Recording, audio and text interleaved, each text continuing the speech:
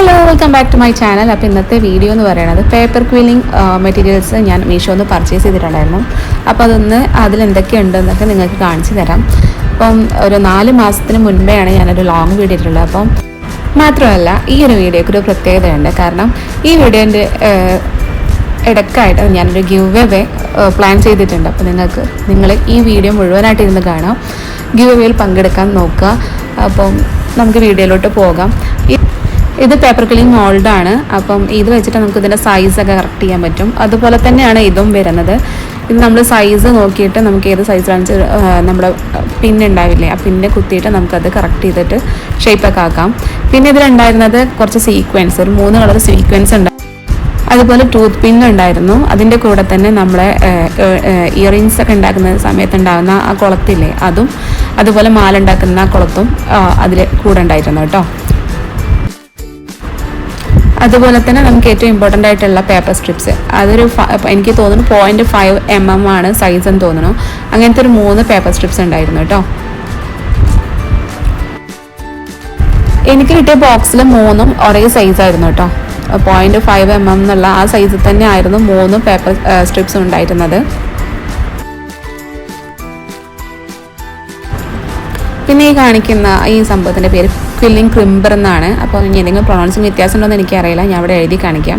So ഇത് use ചെയ്യുന്നത് നമ്മളെ പേപ്പർ ഒരു എന്താ പറയുക, ഒരു ഷേപ്പ്, നമ്മളൊരു ഷേപ്പ് വ്യത്യാസം വരും. ഇത് നമ്മൾ വെച്ച് കഴിഞ്ഞാൽ ജസ്റ്റ് ഒന്ന് കറക്കിയെടുത്താൽ നമുക്ക് ആ പേപ്പറിന് മൊത്തം ഒരു സിഗ്സാഗ് ടൈപ്പ് ഒരു അങ്ങനത്തെ ഒരു ഷേപ്പ് നമുക്ക് ആ പേപ്പർ നമുക്ക് കിട്ടും. അപ്പം ഞാൻ ഒന്നും കൂടെ റിവേഴ്സ് ചെയ്ത സമയത്ത് എനിക്ക് തോന്നി ഒന്നും കൂടെ ഒരു എന്താ പറയുക, ഒരു ക്വാളിറ്റി എനിക്ക് അതിൽ കിട്ടി കേട്ടോ. സോ ഞാനത് അങ്ങോട്ടും ഇങ്ങോട്ടും ചെയ്തിട്ടുള്ളത്. ഒരു തവണ ചെയ്താലും ഇത് ക്ലിയർ ആയിട്ട് വരുന്നുണ്ട്. പിന്നെ നമ്മൾ ഇത് യൂസ് ചെയ്യുന്നത്, ഇതാണ് ശരിക്കും മെയിൻ ടൂള്. നമ്മൾ റൗണ്ടും കാര്യങ്ങളൊക്കെ ചെയ്യാൻ വേണ്ടിയിട്ട് യൂസ് ചെയ്യുന്നതാണ്. അപ്പം പേപ്പർ ക്വില്ല് ഞാൻ യൂസ് ചെയ്യുന്ന മെയിൻ സാധനമാണത് കേട്ടോ. നമ്മളിങ്ങനെ നോക്കുന്ന പോലെയല്ല, അതിന് നടുവിലായിട്ട് ചെറിയൊരു വിടവുണ്ട്. ആ വിടവിലിട്ടിട്ടാണ് അത് ക്വില്ല് ചെയ്യുക കേട്ടോ. പിന്നെ ഇതിലുണ്ടായിരുന്നത് ഒരു 5 ഷീറ്റ് പേപ്പേഴ്സാണ് ഉണ്ടായിരുന്നത്. 5 ഷീറ്റ് ഒരു പേപ്പേഴ്സ് ഉണ്ടായിരുന്നു. നമുക്കത് യൂസ് ചെയ്യാം. അതിന് മുകളിൽ വേണമെങ്കിൽ നമുക്ക് ക്വില്ലിംഗ് ആർട്ട് ചെയ്ത് നോക്കാം. ഈ കാണിക്കുന്നതിൻ്റെ പേരാണ് ക്വില്ലിംഗ് കോച്ച് എന്നുള്ളത്. ഇതിൻ്റെ ഉള്ളിൽ നമ്മൾ നേരത്തെ കാണിച്ച ആ ഗ്രീൻ കളർ ടൂൾ വെച്ചിട്ട് നമുക്ക് പേപ്പറിൻ്റെ സൈസ്, നമ്മൾ ഉണ്ടാക്കുന്നതിൻ്റെ സൈസ് നമുക്ക് കറക്റ്റ് ചെയ്യാൻ പറ്റും. പിന്നെ ഉണ്ടായിരുന്നത് ഒരു പെൻസിലാണ്. ഞാൻ ആദ്യം കരുതിയത് നട്രാജയുടെ പെൻസിലാണെന്നാണ്, പക്ഷേ അതിൻ്റെ പേരും കാര്യങ്ങളും പ്രിൻ്റൊന്നും ഉണ്ടായിരുന്നില്ല. പിന്നെ ഉള്ളത് ഇതാണ്. ഇത് ഒരു ഫ്രെയിം പോലെ തോന്നിയിട്ടുണ്ട്. മേ ബി നമുക്ക് ക്വില്ലിംഗ് ആർട്ടൊക്കെ ചെയ്യുന്ന സമയത്ത് ഇത് യൂസ് ചെയ്ത് കഴിഞ്ഞാൽ കുറച്ച് ബോർഡർ ലുക്കൊക്കെ നമുക്ക് കിട്ടുമായിരിക്കും. ആൻഡ് ഇത് എൻ്റെ ഫസ്റ്റ് ടൈമാണ് ക്വില്ലിംഗ് ആർട്ട് കണ്ടത്. ശേഷം എനിക്ക് ചെയ്യണമെന്ന് തോന്നിയിട്ട് ഞാൻ വാങ്ങി വെച്ച സാധനമാണ് കേട്ടോ. അപ്പം ഇതുകൊണ്ട് ഞാനത് ചെയ്തിട്ടുണ്ടായിരുന്നു. ഫുള്ളാക്കാൻ എന്നെ കൊണ്ട് പറ്റിയില്ല, പക്ഷെ എന്നാലും ഞാനത് കാണിക്കാം കേട്ടോ. ഇതാട്ടോ ഞാൻ ചെയ്ത് നോക്കിയത്.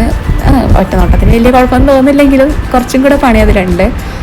എനിക്കത് ചെയ്ത് തീർക്കണമെന്നുണ്ട്. അതുപോലെ നമ്മൾ ഇതിന് യൂസ് ചെയ്യുന്ന ഗമ്മ്, അത് ഫെവിക്കോളോ ആയിരിക്കും കേട്ടോ കുറച്ചും കൂടെ ബെറ്റർ. ഫെവിക്കോളോ അല്ലെങ്കിൽ വൈറ്റ് കളറിലെ ഗമ്മ്. അപ്പം നമ്മൾ ഈ ഒരു കിറ്റിനോട് കൂടിയിട്ട് നമുക്കൊരു ഇൻസ്ട്രക്ഷൻ ഒരു ബുക്കും നമുക്ക് തരുന്നുണ്ട്. അപ്പോൾ നമുക്ക് ഇത് നോക്കിയിട്ടൊക്കെ നമുക്ക് ഷേപ്പും കാര്യങ്ങളൊക്കെ ഉണ്ടാക്കാം. അതുപോലെ കുറച്ചൊരു ഐഡിയാസൊക്കെ നമുക്കിതൊന്ന് കിട്ടും കേട്ടോ. 4K ആയ ഒരു ഗിവ് അവേ ഞാൻ പറഞ്ഞിട്ടുണ്ടായിരുന്നു. അപ്പോൾ അതിന് വേണ്ടിയിട്ടുള്ള നിങ്ങൾ ഈ വീഡിയോക്ക് താഴെ നിങ്ങളൊരു കമൻറ്റ് ഇടുക. അപ്പം കമൻറ്റ് പിക്കർ വെച്ചിട്ടായിരിക്കും ഞാൻ കമൻറ്റ് എടുക്കുക. അല്ലെങ്കിൽ ഇനി കുറച്ച് കമൻറ്റേ ഉള്ളതെങ്കിൽ ഞാൻ കഴിഞ്ഞ പ്രാവശ്യം ചെയ്ത പോലെ തന്നെ ലൈവ് സെക്ഷൻ വെച്ചിട്ട് അതൊന്ന് നമ്മൾ എടുക്കുന്നതായിരിക്കും കേട്ടോ. അപ്പം എല്ലാവരും മാക്സിമം കമൻറ്റ് ഇടാൻ ശ്രമിക്കുക. അതുപോലെ ഇൻസ്റ്റാഗ്രാമിൽ എൻ്റെ പേജ് ഒന്ന് ഫോളോ ചെയ്യുക കേട്ടോ. ആ ഫോളോ ചെയ്തിട്ട് ഇതേപോലൊരു വീഡിയോ ഞാൻ അതിലും പോസ്റ്റ് ചെയ്യുന്നതായിരിക്കും. ആ റീലിൻ്റെ താഴെയും നിങ്ങൾ കമൻറ്റ് ഇടുക കേട്ടോ. അപ്പോൾ ഇത്രയേ ഉള്ളൂ. സിമ്പിളാണ്. ഗിവയുടെ ഒരു പ്രൊസീജിയേഴ്സും കാര്യങ്ങളൊക്കെ വളരെ സിമ്പിളാണ്. നിങ്ങൾക്ക് കിട്ടാൻ പോകുന്നത് നല്ലൊരു ഗിഫ്റ്റ് തന്നെ ആയിരിക്കും. മേ ബി നിങ്ങളുടെ ഒരു ഡ്രോയിങ് പോർട്രേറ്റ് ആയിരിക്കാം. നിങ്ങൾ എന്തായാലും പാർട്ടിസിപ്പേറ്റ് ചെയ്യുക. അതുപോലെ വീഡിയോ ഇഷ്ടപ്പെട്ടാൽ ലൈക്ക് ചെയ്യുക കേട്ടോ.